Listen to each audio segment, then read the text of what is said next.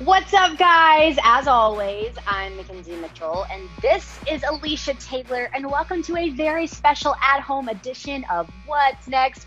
How are you, Alicia, my friend? Mackenzie Mitch, I'm great this morning. It's good to see your face, although not quite in person. We're still live. We're here. I know we're not really vibing this morning because I'm on a totally different wavelength than you are. Yes, I'm more death metal, and you are more rock and roll, Rolling Stones vibe. Before we get into talking about Wednesday, because there was Adam Cole, there was Finn Balor, Karrion Kross, Kyle O'Reilly, the names go on, and what all transpired on Wednesday. We talked to some of our NXT superstars behind the scenes Wednesday night, because we're still trying to figure out who was our silent investor. So let's take a look at what they had to say. Who? So I was asked, did I donate the set to What's Next? Silent investor, you say? Am I the silent investor? Am I? I answered one of those weird emails about a prince in a different country, and then they said the return on that would be better, so did I do it? Well, if I was, I probably wouldn't tell you. However, I spend way too much money in, cool little props and poppers, obviously. What's next? You're not serious, right? Absolutely not. Of course I'm the silent investor. What does that get me if I say yes? I gotta save money for a few things for Mackenzie and I for our future, and I just smile when I think about that. And then also... Wait, do you know what's next? I'm broke, huh? Well, I'd like to say I invested in the new set, but I've got 17 ex-wives, at least 22 children that I'm paying for, and I was a failure during the boom. So I've got no money at all. Oh, our dog Millie. I spend money on our dog Millie. Is it my fault that their set got destroyed? Maybe, but I had a reason. And if you need that reason, you can ask Mackenzie. There's something about Legado del Fantasma and Santos Escobar is that we are not silent. You want money from me? Go ask Cameron Grimes. Didn't he just win something on GameStop or some other... Who cares? I got scammed! Damn it. So am I the investor? I'm cheap, remember? Silent investor, I'm not wasting my money on this. What's wrong with you?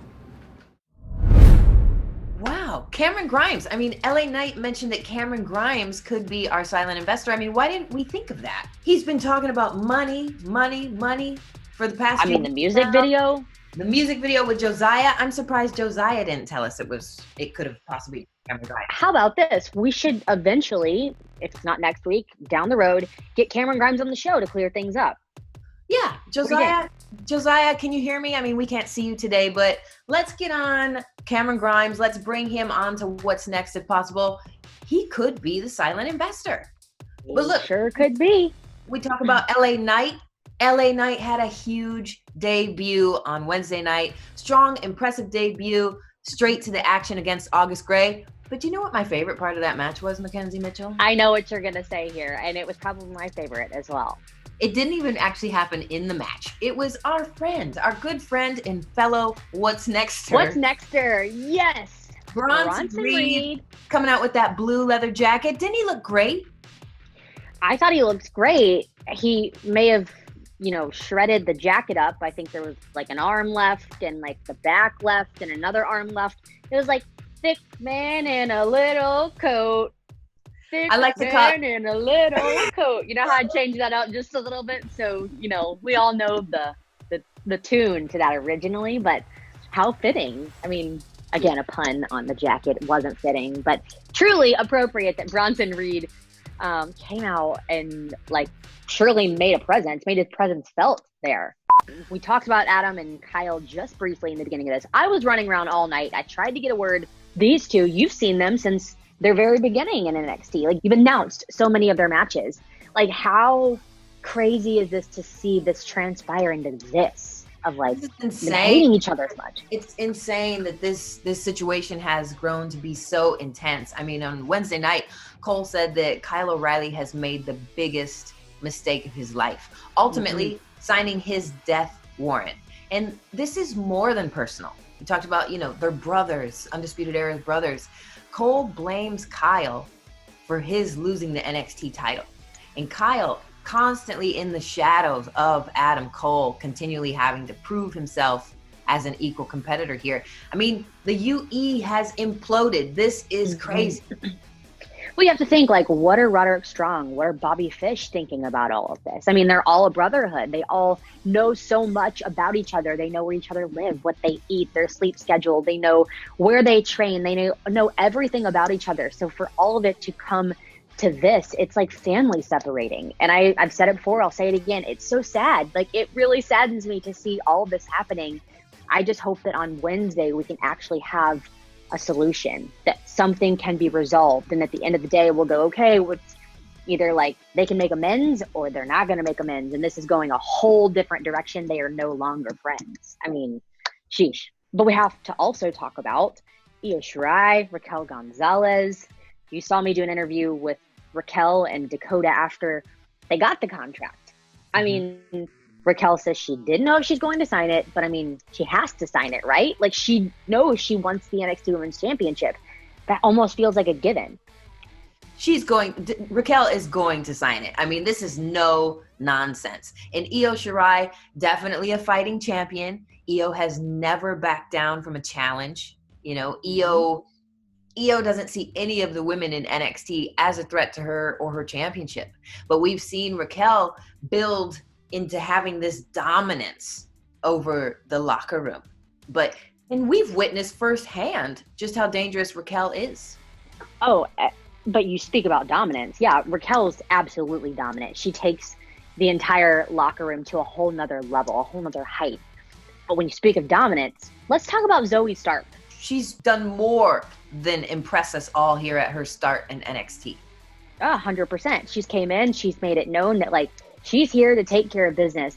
She even said in an interview with me, you know, I've looked up to Io for the longest time. She studied her matches, and this was when they were facing off, you know, her versus Io. I don't think it was for the championship at that time, but it was a match that she was excited for. And now to be able next week to be teaming up with Io Shirai, the NXT Women's Champion, to go up against Raquel Gonzalez and Dakota Kai, this has to be like a surreal moment for her of like, this is all coming together. This is like the world delivering her something. Like, great job for working your butt off to get to NXT. Yeah, I mean, she came to show out and show herself, and that's just what she's doing, proving herself here in NXT. Let's talk about the NXT Cruiserweight Championship. Jordan Devlin, Santos Escobar. Who is the true NXT Cruiserweight Champion? Well, look, the Irish ace, Jordan Devlin, was prevented from coming and defending the title during the pandemic. Santos Escobar, he's not a fill-in. You know that Legado del Fantasma's feathers have to be ruffled, because it's like this guy comes in where they've been defending the NXT Cruiserweight Championship, like you said, and then he all of a sudden thinks that he's the true NXT Cruiserweight Champion. There's so much to uncover in all of that. But when talking about NXT UK, Walter is in America. He's on American soil. Walter is here. Jordan Devlin, Walter, both coming over from NXT UK. Did they come together? Were they on the plane ride together? Who drove the rental car? I have a lot of questions about it. Did they both share a rental car? Walter's a big guy. I think that Jordan Devlin's the driver and Walter's the sleeper in the passenger seat that then always has to have the aux cord. Okay. He's the one that's playing the tunes, but then he falls asleep, so Jordan Devlin's just stuck driving. Like, have you ever been in that situation? Because I have. Oh, yeah, absolutely. But on that note, I feel like Walter would only play his entrance theme on repeat the whole trip. All right, I'm going to go get some more coffee per usual, right? Okay. I have to take my Christmas tree down. It's still up. I had to move it out of the way I had to move it. I think your Christmas tree?